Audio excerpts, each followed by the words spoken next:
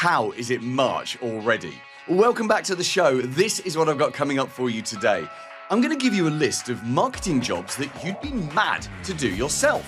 How the AI revolution creates a marketing opportunity, not the one you think. And my special guest today is going to reveal how much it costs the average MSP to win a new client. You will be horrified at the figure. Welcome to episode 329. Powered by MSPMarketingEdge.com. Paul Green's MSP Marketing Podcast. You'd be mad to do all of your MSP's marketing yourself. And if that sentence annoys you a little, there's a good chance that you're exactly the person who needs to hear it. Because most MSP owners are drowning in marketing tasks, telling themselves they're saving money or keeping control, when in reality they're burning the one resource they can never replace, their time. Right now, I want to talk about which marketing jobs you absolutely should outsource, which ones you must keep ownership of, and how to focus your limited time on the activities that deliver the biggest return. So let's talk about time, because for MSP owners and managers, time is the real bottleneck. You don't have a lack of ideas, you don't have a lack of tools, you don't even have a lack of willingness. What you have is too many things competing for your attention, and marketing is often the thing that's squeezed into the cracks between the tickets, the meetings, and the client fires. So the goal of marketing isn't for you to do more, it's for you to do less of the wrong things and more of the right things. And here's the core principle that I want you to adopt. You should outsource anything that someone else could be trained to do well, and you should keep ownership of anything that requires judgment, direction, and deep understanding of your business. Most MSPs get this completely backwards. They cling very tightly to low-value tasks and then outsource high-level thinking, which is absolute madness, right? So let's start with what you should almost always outsource. Anything repetitive, anything admin heavy, anything that's process driven. So things like loading social media posts, scheduling blogs, uploading videos, formatting newsletters, whether that's email or print, making LinkedIn connection requests, cleaning lists, basic CRM updates, repurposing content, chasing webinar registrations, creating transcripts, and pulling simple reports. None of those tasks that I was just mentioning require you. They just require instructions. They require an SOP. If someone can be trained to do it once, they can be trained to do it again and again and again. And every hour you spend doing those things is an hour you're not spending on strategy, leadership, relationships, or growth. Now, let's talk about what you absolutely should not outsource. You should never outsource ownership of your marketing direction. You should never outsource deciding who you're targeting, what you stand for, what message you want to be known for, or what success looks like. You shouldn't outsource thinking. You shouldn't outsource big, high-level decision-making. And you definitely should not outsource responsibility.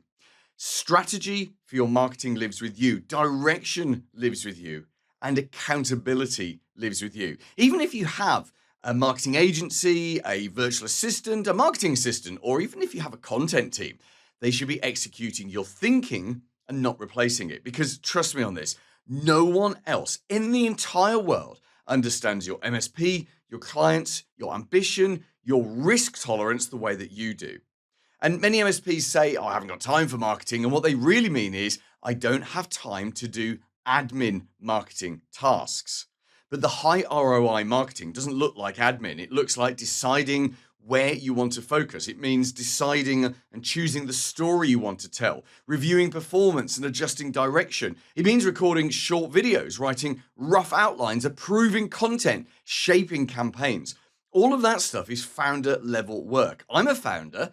I'm not doing the marketing tasks of editing my podcast or my YouTube videos or putting my blogs onto the website or LinkedIn newsletters. I shape all of that content, and I do actually still write it myself because I'm a writer at heart, but I don't do the little tasks of actually loading it. I have a much better member of my team who does that for me, so I don't have to do it. She does a much better job than I would do as well. And all of this doesn't take hours a day. You just need a little bit of focus to decide what you're doing and what you're not doing, and then train other people to do the rest of it for you. Understand this, the smartest MSP owners design their marketing so that they personally spend the smallest amount of time possible on the activities that create the biggest impact. They think, decide, approve, and guide, and other people build, load, schedule, and repeat. If you try to do everything yourself, marketing becomes a burden. If you outsource everything, marketing loses its soul. So the sweet spot is owning the brain and delegating the hands. I like that phrase. The MSPs who grow consistently aren't the ones that are trying to do every marketing task themselves. The ones that grow the fastest are the ones who protect their time, take ownership of the thinking, the direction of the decisions, and they let other people handle the mechanics. And that is not laziness and it's not losing control. That is leadership. Paul Green's MSP Marketing Podcast. If marketing seems like a dark art to you and you have no idea where to start, you are not alone.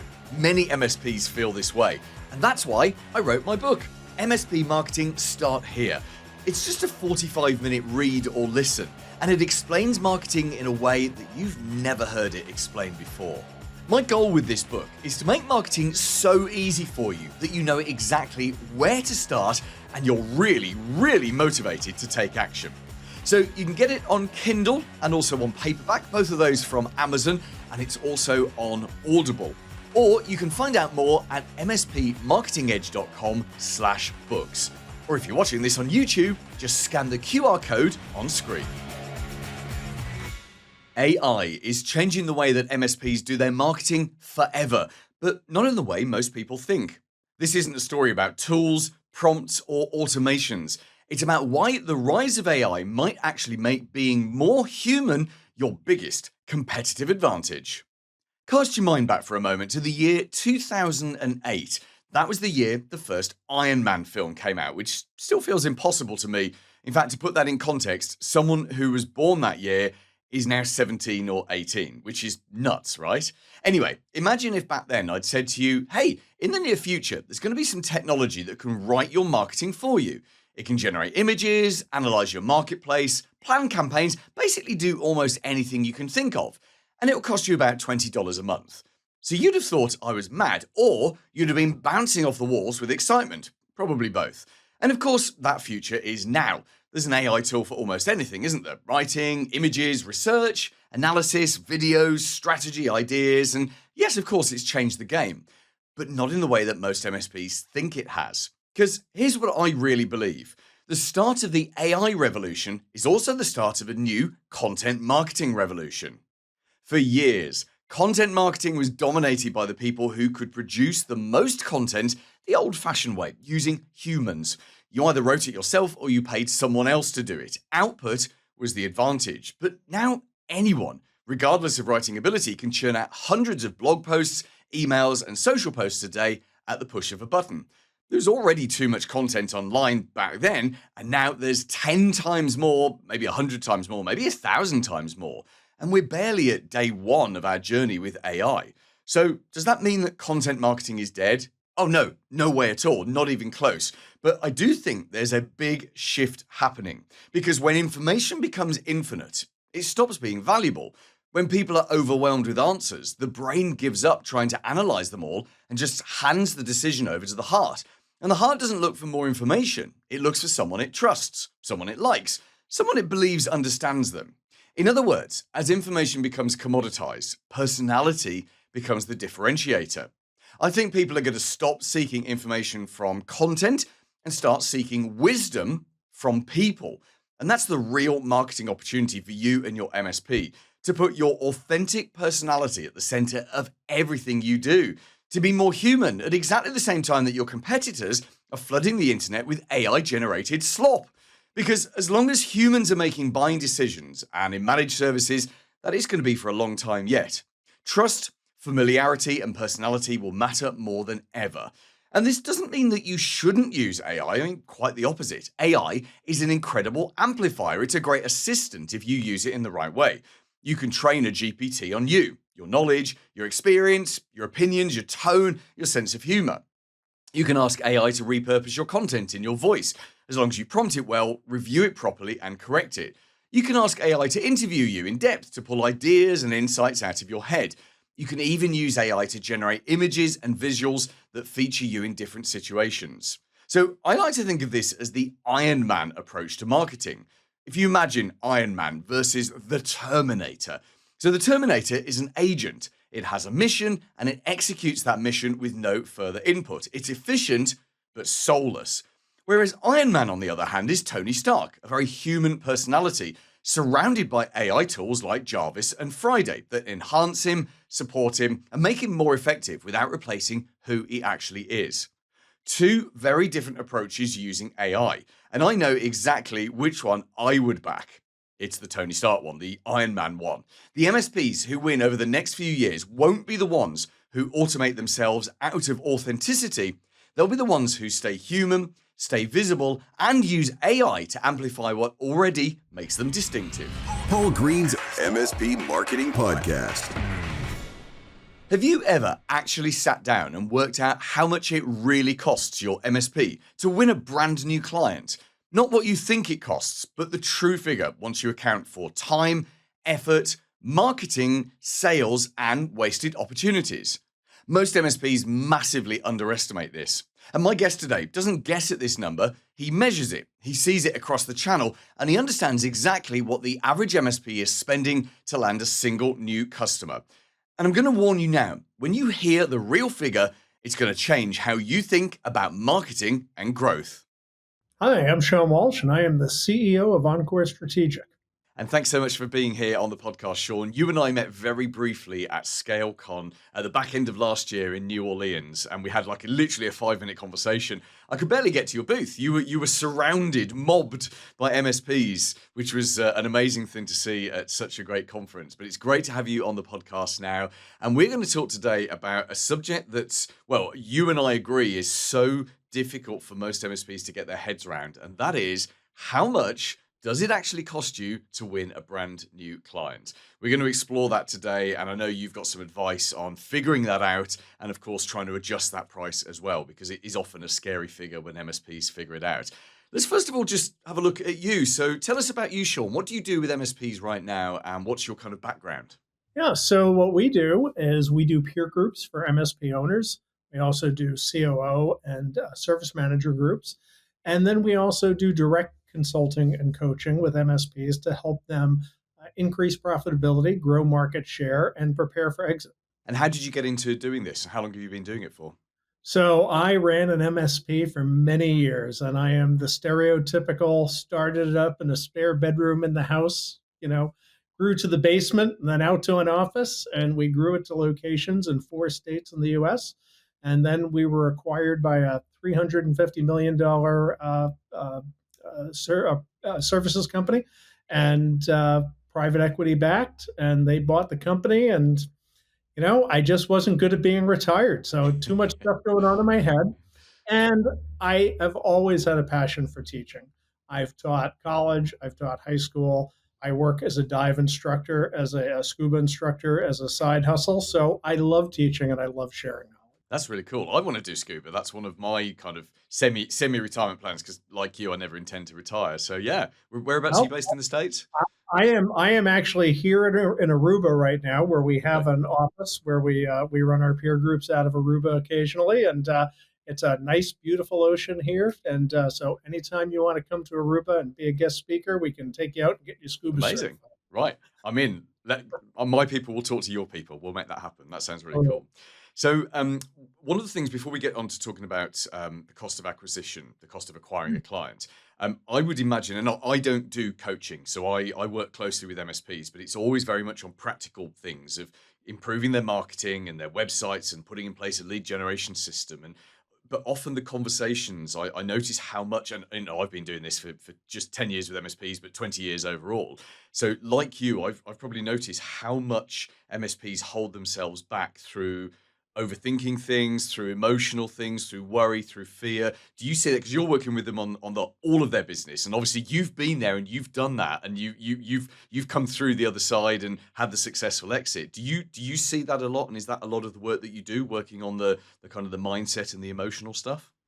Absolutely. I mean, we're taking people who are great engineers, but as many of us who come from the engineering background of things, we can sometimes hyperfixate on some of those details, and not often the right ones.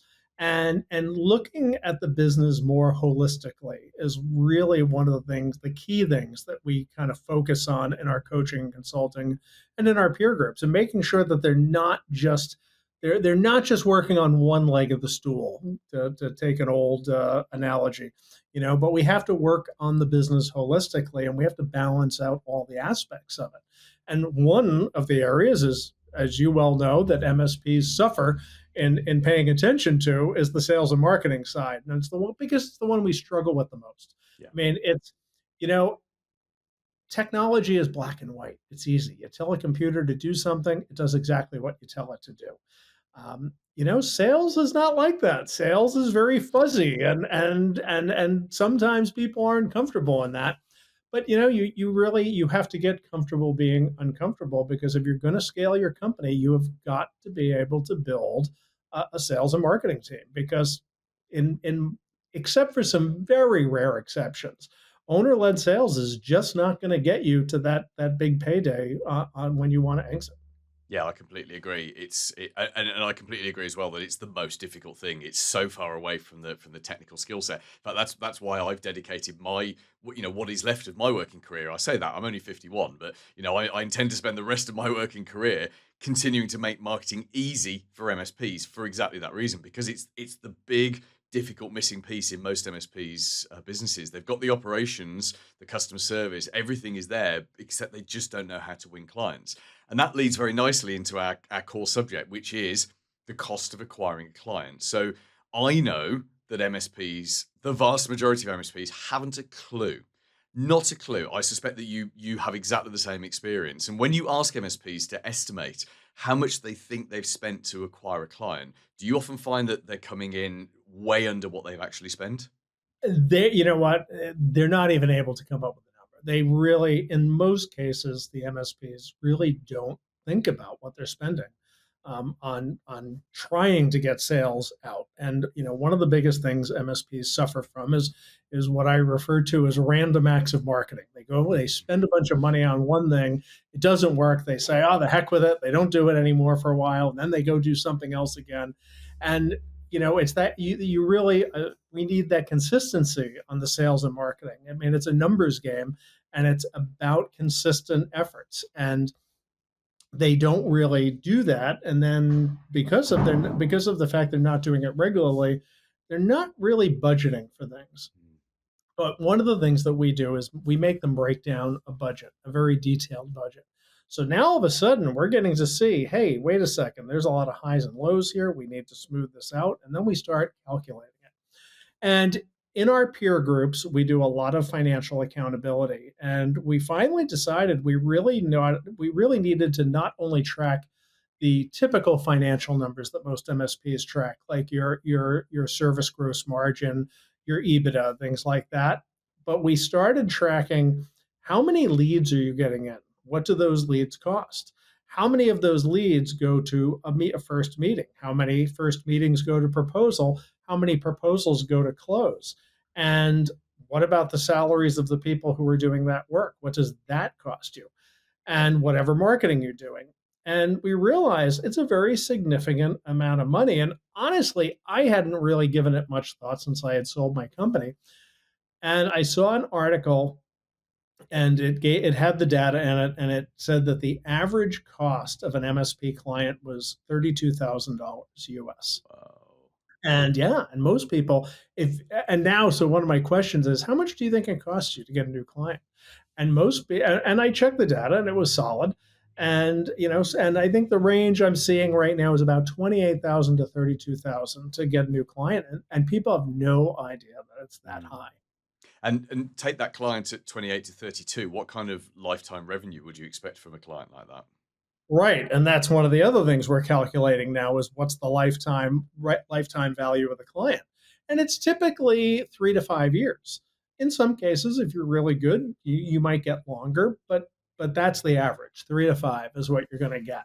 So, I mean, that's a pretty heavy cost, and especially if you want to be bringing on about 2 new clients a month, which is what most MSPs are shooting for. So that's $64,000 a month in client acquisition costs. That's a salary every month. Mm. So you better make sure you're doing it correctly. And you better make sure, just like all our other numbers, we spend so much time monitoring service metrics, and let's bring down our average time per endpoint. Hey, our average time per endpoint went from 40 minutes to 32 minutes. Yay. But nobody's going, hey, we got our client acquisition cost down from $32,000 a client down to, 24,000. Yay. So we really need to be monitoring that. And the thing that I'm seeing is that as we're monitoring this with our coaching clients and our peer groups now, people are taking it a lot more seriously than they did before. Before it was kind of like, oh, sales, that's not me. I'm going to push that aside. Now they're like, hey, wait a second, this is costing me real money and I want to grow my company. So let's pay attention to this. So that's a good thing. Obviously, people paying more attention to where their money's going and their efforts. That's good stuff. And but you need to dial that in. One of the things that we did with some of our groups recently is we had everybody read Alex Hermosi's book, $100 Million Leads. And I really like that book because he does a great job of breaking this whole concept of client acquisition cost and lifetime value down to some very, very simple metrics. And he breaks the whole process of acquiring leads down into some very simple terms that even non-sales professionals are able to completely understand and embrace. And we had a really good response with the groups on that. And I think we're already starting to see the benefits of people paying attention to those numbers. Yeah, that makes perfect sense. And if you loved that book, then you have to read his newish book, which came out at the back end of last year. It was sort of September, October last year, 100 Million Money Models, which is, in my opinion, is the best of the three books he's written. There's $100 million leads, $100 million offers, and the Money Models one is almost about how to make more money out of the clients you get. So it doesn't solve the problem. Well, he's already solved the problems of how to acquire the clients and how to put the offers together. But the Money Models book just absolutely blew my mind. And I think he or whoever's doing his writing with him has matured enough that they're able to explain very complicated concepts so simply. They're great books, and everything Alex Hormozi does on YouTube and everything written is absolutely worth looking at. Sean, sorry, go on. I was just gonna say, I had to laugh when I was first introduced to his stuff, and I thought, "Who's this gym rat that I'm going to listen to?" Exactly that. Yeah. Check his background; he actually really does have the business chops to back up what he's saying. Oh, he does. He does. Yeah, Yeah. he certainly had the success, but you hit it right on the head. I mean, he does a very good job of taking very complex stuff and really boiling it down to its essence. Yeah, and we had Nate Friedman on the podcast, I forget when it was, a few months ago, of Tech Pro Marketing and MSP sites, and he's part of Alex Hormozi's program, and I can't remember how much he spent to be part of it, but it was $1 million. It wasn't quite that much, but it was a huge amount of money. And I sat with Nate at ScaleCon, which is where you and I first met last year, and he said he was going to do it again because it puts so much value within his business. So yeah, Alex, there we go. That's the big takeaway from this. Is Alex Hormozi. I think we talk about him every 3 weeks on the podcast. There we go. Sean, let's wrap this up. So, client acquisition cost of up to $32,000, terrifying. Lifetime value, you're only going to keep them for 3 to 5 years on average, terrifying. And if you were to look at that and you were a new MSP in the marketplace, you'd almost throw your hands up and say, "Oh, what's the point?" I'm on a loser to get started. So, what's your what kind of advice now are you giving to the MSPs that you're working with on either reducing down that client acquisition cost or mitigating the cost by extending the client and making sure guaranteeing that they stay 7 to 10 years rather than that 3 to 5 years? Well, two things. Number one, read Alex's books up front. Don't wait for the last thing that you do in your company is to build a sales team like I did. You want to be consistent. You don't have to go out and do grandiose things in your marketing and your sales. You just have to do a few things consistently. You're going to get much better results. You're going to drive down that client acquisition cost and monitor the cost, because what gets monitored, gets managed. So we want to do that. The other thing, my self-serving plug here, go out and get my book, The Pumpkin Plan for Managed Service Providers, and use those lessons to make sure that you maximize the value and profit you get from your MSP clients so that you're not spending a lot of money to get what we like to refer to as a cheap pain in the ass client. And you actually get the client that you're going to make money with and the one that's going to stick with you and is going to be aligned with your core values and value what you do. Yeah, that makes perfect sense. So thank you. So that book again, The Pumpkin Plan for MSPs, for managed service providers. And in terms of your peer groups and everything else, if we want to hang out with you in Aruba, maybe do some scuba diving on the side, how do we find out about those peer groups and get in touch with you? Absolutely. Sean at encorestrategic.io, SHAWN. You can also find me on LinkedIn. I am very active on there and on there regularly. So feel free to reach out to me on social media anytime. The MSP Marketing Edge. Member update. You know how we were talking at the very beginning of the show about how you'd be mad to do all of your marketing yourself? Well, if you're a member of the MSP Marketing Edge, a quick reminder that we have a done-for-you team. And every week, more and more of our members ask us to implement their marketing so that they don't have to. We take the 3-step system that everything is built around. That's build audiences, grow relationships, and convert relationships. And we implement many of the marketing tasks and much of the content within those 3 steps. So if you'd like us to do that for you, just visit the Done For You section in the portal. And by the way, if you're not yet a member of the MSP Marketing Edge, it is a great way to get started generating leads for your MSP. But we can only work with one per area, so see if your area is still available at mspmarketingedge.com. Coming up next week. Thank you so much for listening this week. Now, next week, we're going to talk about how most MSPs think that prospects are price shopping because they're cheap. And actually, they're not. They're price shopping because that's exactly how the MSP has trained them to behave. In next week's show, I'll explain why that happens and how you can stop it. See you then. For MSPs around the world, the MSP Marketing Podcast with Paul Green.